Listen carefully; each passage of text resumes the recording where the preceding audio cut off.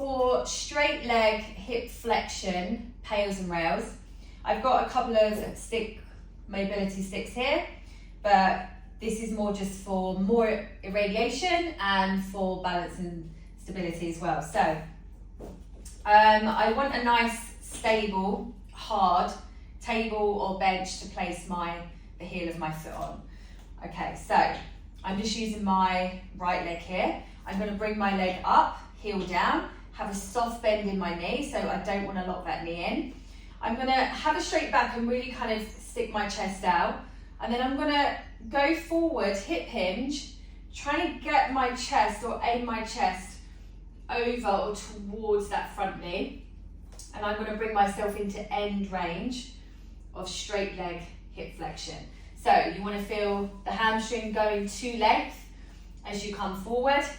If you get to the point where you then round your spine, you've come too far forward, we've lost that hamstring length, and we want to just reset, readjust until we get that back. So wherever your end range of straight leg hip flexion is, you want to make sure you feel that hamstring stretch. Again, soft knee, relaxed foot, heels down, and I'm in a nice hamstring stretch here.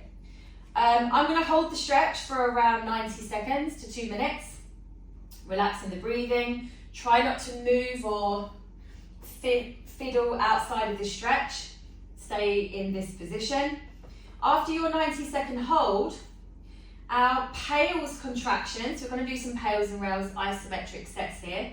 A pails contraction is effectively trying to hamstring curl this leg. So if I just come a little bit higher, you're trying to drive the heel into the bench, but also pull it towards you at the same time. So I'm trying to hamstring curl my leg, bringing it into a shorter position, but it's not going to move because the bench is blocking that from happening. So if I come back to my stretch and I start my rails contraction, I don't want to lose that neutral position of the spine, that hamstring stretch, and I'm going to start to contract my hamstring by trying to do a hamstring curl. So I'll just gradually build that intensity up and go for a nice strong isometric contraction here for my pails contraction. Rails contraction, so once you finish your pails set, for whatever time you do this pails set for, rails contraction is trying to make that heel as light as possible on the bench. So imagine there's a weight plate underneath your foot. The pails is us trying to make that weight heavier and heavier. And rails contraction is trying to make that foot as light as possible. We're effectively trying to lift the whole leg up. So our rails contraction, you should feel all of this shortened tissue on the front contract. So a lot of quad stuff feeling here. But if you're in end range, that leg shouldn't come off. If you're too high and you can actually get a lift, it means you're not in your end range of straight leg hip flexion. So pails is driving down, and then we immediately go into our rails of trying to lift that leg up.